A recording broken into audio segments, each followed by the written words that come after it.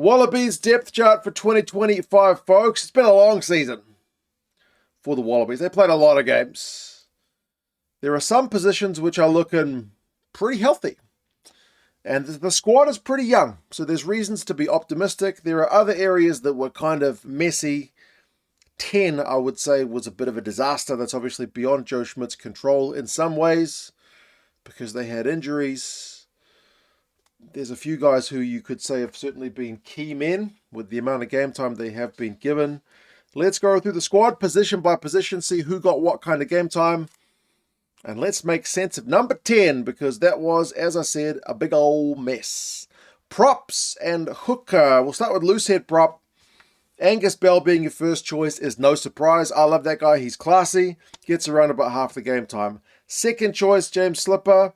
That's fine. He gets 30% of the minutes, but he's now retired. So that is a bit of a void to fill, especially when you got Tom Robertson there and Aiden Ross as the other two guys who've been playing loosehead prop for the Wallabies. You feel like if Angus Bell goes down, you're in a bit of a pickle. But if Angus Bell is going strong and he's getting the majority of the game time, you're probably a bit of a happier camper in Wallabies town. Hooker is also an interesting one because Billy Pollard has had a massive jump from being fourth choice guy last year to first choice guy this year, playing over half the game time. You've had Fassler there and NASA as the two kind of regular backups, and then you've had a little bit of now retired Dave Parecki and also Brandon Payne-Garmosa, whose stocks, for whatever reason, have kind of fallen. He's kind of been regarded as the top scrummaging Wallaby hooker, but he's been hardly needed this season. Billy Pollard at 24 certainly got a lot of development to do himself, and his stocks have risen really meteorically. Tight head, I feel like you got these two really well-known and experienced tight heads in Tupou and Ala Alatoa who get first and second choice in terms of their selection. But Zane Nongor's not that far behind in terms of the amount of minutes he played. He got a decent whack this season as well. And he's only 24, which is maybe a little bit surprising. For some reason, I thought he was older.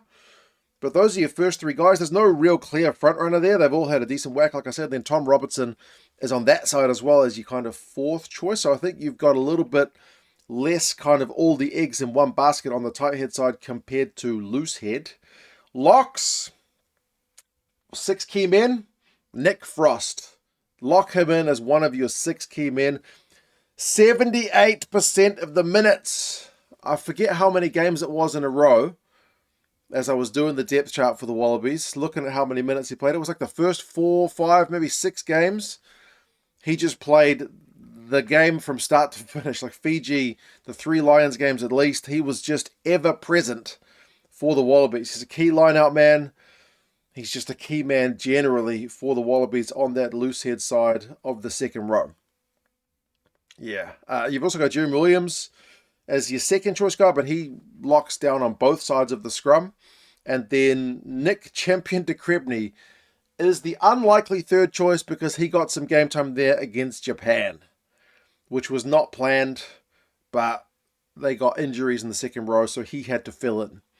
So that's almost like kind of irrelevant. You could probably just delete that because he's never getting selected as a lock specialist. And then Josh Canham did get 15 minutes in that Japan game where he was the replacement who came on and then got injured himself. So it's unfortunate that he didn't get a decent whack, but Nick Frost has been the guy. Tight headlock, there's less of a clear front runner. Jeremy Williams is the main guy there with just over a third of the game time. Then you got Tom Hooper, who's been lock and loose forward in this 2025 year. And then Will Skelton, the 33-year-old, who would probably be most people's first choice, just in terms of his brand reputation. He's a big old unit. He's pretty world famous as far as locks go. He just brings that point of difference with his pure bulk, but his availability is always a question mark, so he's only had about a quarter of the game time. Lukan Salakaia-Loto is the fourth choice guys there, and his stocks fell quite a lot because he was your first choice guy last year. So a lot more game time with Jeremy Williams this year on that tight head side. But like I said, there's no real clear front runner on the other side of the second row for Joe Schmidt's Wallabies. Loose forwards, you feel like is an area where the Wallabies have a ton of depth. But interestingly, 7 and 8 are pretty much locked in with their starters, whereas 6 is a mixed bag. And the fact that Rob Valentini is not your first choice in 2025 maybe just speaks to the season, because last year Valetini had close to 80% of the minutes on the blind side. He was at times, best player on the field for the Wallabies, even when the things weren't going that well. He was the man. Whereas this year, he's down to like 37%, which is a real drop. Tom Hooper has come in as the first choice this year, as I said, spending a fair bit of time between lock and loose forward. But Rob Valetini, maybe not the same impact from him this year. Nick Champion de Cribney got his debut against the Lions as well. He's had a wee bit of game time, not a heck of a lot, but he's been there. Longy Gleeson, Fraser McCright tended to switch to the blind side when Tizano would come on. So they'd play kind of 2 sevens for a while. But there's no real front runner at number 6. It has been a mixed bag. Valetini obviously started the season injured and wasn't really able to kind of recapture some of the form we saw from him in 2024. If he'd been fit at the start of the Lions series, he'd probably be the front runner in the number 6 category, but that is the mixed bag that is 6. Open side is a way more clearer picture. Fraser McCright, another one of the 6 key guys. 83% of the minutes, around about 1,000 minutes of test match rugby for Fraser McCright this year. That's a bonkers shift from him. The guy has been very classy. One of the best open sides in the game. And then Tizano is his able replacement, who kind of has to live off scraps because he is behind such a good player. There's a few minutes of Filippo Dalgunu there, which again I could probably just mark off as like Champion de Cribney in the second row. Like, that's not a selection that's going to happen, but it did happen in one of the games. He had to pack down at 7 because I think McCright went off injured and they only were able to bring on O'Connor. Yeah, it was a bit of a mess. Sometimes at the end of games things get a bit scrappy, but you're never picking Dalgunu as a flanker, so you could just cast those minutes aside. It's basically just McCright with Tizano as his backup. And then 8, Harry Wilson. Harry Wilson, even more minutes than McCright. And he was at like 70-something% last year. He's up into the 80s, close to 90% of the minutes. I feel like Harry Wilson's probably played more minutes than anybody else this year at test level. That is a bonkers shift from him. If he's tired, I wouldn't blame him. Rob Valetini also had a bit of game time at number 8. Longy Gleeson has maybe gotten fewer minutes than he would have liked this year because he was, I don't know, in that conversation once he decided to go overseas that he might get less game time, and that did eventuate. And then Pete Samu got some kind of token minutes at the end of the year, around about 10 minutes from the bench. So he is a potential guy to take over if Harry Wilson needs a break. But with Wilson captaining the side, it's going to be hard for anyone else to break in at number 8, to be fair. Backs, number 9 is still the same 3 guys as last year. Jake Gordon continues to be the preferred option. Remember, he missed the vast majority of the Rugby Championship with injury, but he's your first choice, followed by Tate McDermott. That's the same as last year. And then Nick White's the third choice. That's the same as last year, although he's retired now. So we'll have to find a new third choice in Aussie rugby. Ryan Lonergan and Kalani Thomas did get a bit of game time. Kalani Thomas very, very token minutes from the end. At that last game against France, Ryan Lonergan at least had, more than 80 minutes worth of rugby from the bench when he got some game time. But yeah, Jake Gordon and Tate McDermott seem to be the first choice pairing, especially with the absence of Nick White now. And then 10. 10, I'm calling it a disaster because I don't know that it could have gone much worse. It could always have gone worse, but it went pretty badly. Like last year, Noah Lolesio, for better or worse, was Joe Schmidt's first choice 10 for the Wallabies. He picked him regularly. He got around about 80% of the game time, so he was playing similar minutes to what we saw from McCright, from Harry Wilson. Just a virtually locked-in pick. He would have played the Lions series. He would have played the Rugby Championship. Probably would have played the majority of the games in the Northern Tour. He would have got some rest as well, but he got injured in that first game against Fiji. So he was limited to like an hour for the Wallabies. So when you go from 80% down to 5 for your first choice guy, it means you've got to bring in somebody else. And boy, did that bring in a lot of guys because they kept getting injuries. They've used 7 guys at 10. 7 players in such a key position. And again, not by choice. If Lolasio's fit, he's hogging all the minutes. Like New Zealand played 2 10s all year. Ireland played 2 10s all year. South Africa played 3 10s all year.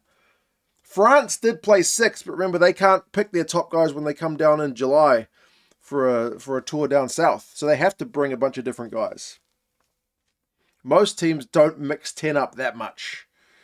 But with Lolosio injured, they had Liner. Liner with his injuries ends up being the third choice guy with around about 20%. They bring in the veteran James O'Connor at like 35 years old. He back into the squad after not appearing for a wee while. He gets around about a quarter of the game time. Ben Donaldson, for whatever reason, falls out of favour. He ends up being your fourth choice. Carter Gordon comes back from Rugby League at the end of the year. He gets around about an hour game time. And Hamish Stewart gets a few minutes from the bench in a couple of games. But Tane Edmed becomes your first choice 10. And the Wallabies have had a lot of criticism this year in terms of, especially towards the end of the year, a bit of a deflating end to the year. But goodness me, how many teams could go down to their, what is he, if Lolosio is the first choice and Liner is the second choice and O'Connor was the third choice, Donaldson dropped. Was Gordon the fourth choice when he became back available? Is he the fifth choice? Not many teams can go down to their fifth choice 10 or sixth choice 10 or what even fourth choice 10 and have him play the majority of the game time and still have a successful year. So it's been rough. 10 has been a real, and I got nothing against Tame Edmed. Like, he's quite well liked over here. He had a really good NPC season over here in New Zealand one year. Played for North Harbour. But playing for North Harbour is different from playing Test rugby. So it's been tough. Tough at 10. You got to wonder what this year might have been like if Lolosio, even though he's not a complete player, he's a solid Test rugby player. Got to wonder what year they could have had if they'd had him pulling the strings for 60, 70% of the minutes. Such as rugby. Guys get injured, you've got to mix things up. The midfield has been way more stable. Way more stable. 12, Ikitau. Shifts from 13, where he played majority of the minutes last year, into 12. Plays 65, close enough to it, percent of the game time. 64%. Well on, one of the first choice players off the team sheet. And you got Hunter Paisami, who was first choice last year, as your able backup. Other guys have to fill in a pinch. Daugunu, O'Connor, Suili'i. In a pinch, at the end of games, injuries, cards, or whatever guys have had to fill in.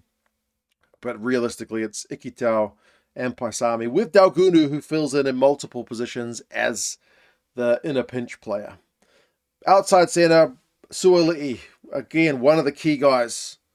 His cohesion level with Ikitau is pretty good because they played a lot of rugby together. He's played a heck of a lot of minutes. He's only 22 years old. He's getting paid the big bucks, so maybe they want to get the most out of him. But yeah, he's going to be still learning his trade, really. Remember, he was in league for such a long time. He's played a lot of test match rugby. There's no real first choice behind him apart from like Josh Fluke, who's the only other guy to get a start in the 13 jumper. He played against Japan. Suili'i played every other game. No one else got their hands on the 13 jumper itself. Ikitau, I think, shifted there in a game. So did Callaway and Daugunu, but largely it's been Suili'i. So two of your key guys in the midfield. At least that area of the game has been pretty stable.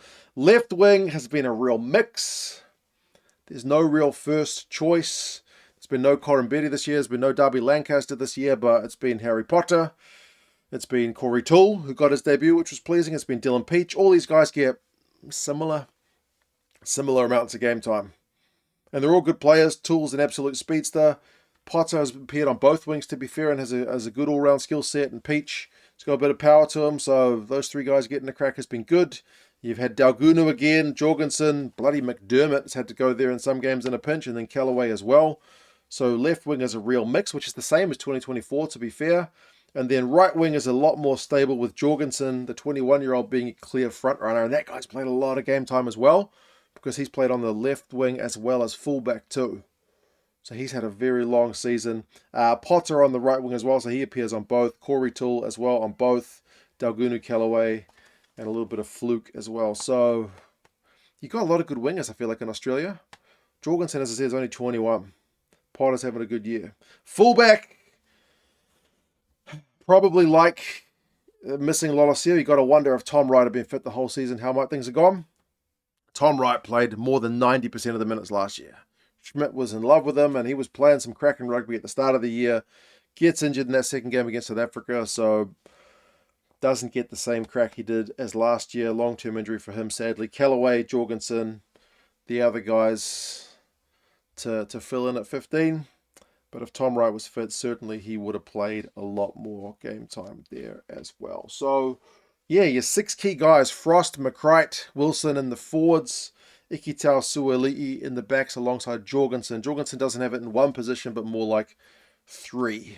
But he still plays like 85% of the game time, does young Max Jorgensen. So, yeah, you got to wonder, man. As I said, injuries happen to every team, but 10 just seemed cursed this year for the Wallabies. There have been a few guys to get their debuts, like champion Dekribney Ross, Kalani Thomas, Corey Toole. It's good to see Corey Toole, especially after being in the Wallaby squad for a few times, actually get that crack.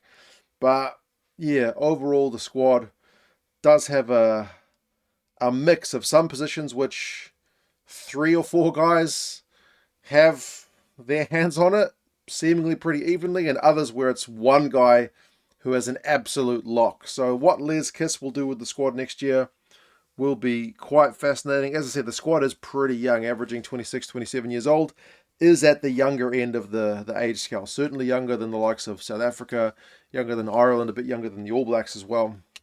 So still potential for the future if they can get the most out of these guys. They played a lot of rugby this year. They'll benefit from the off-season. We'll see how they come in for 2026. You guys let me know your thoughts. What is your wish list for the Wallabies next year? Is it just to have fewer injuries at 10? Anyway, if you guys enjoyed the stats in the video, feel free to subscribe to the channel, leave us a comment for the algo, drop us a like. You guys take care, and I'll talk to you guys again soon. See you later.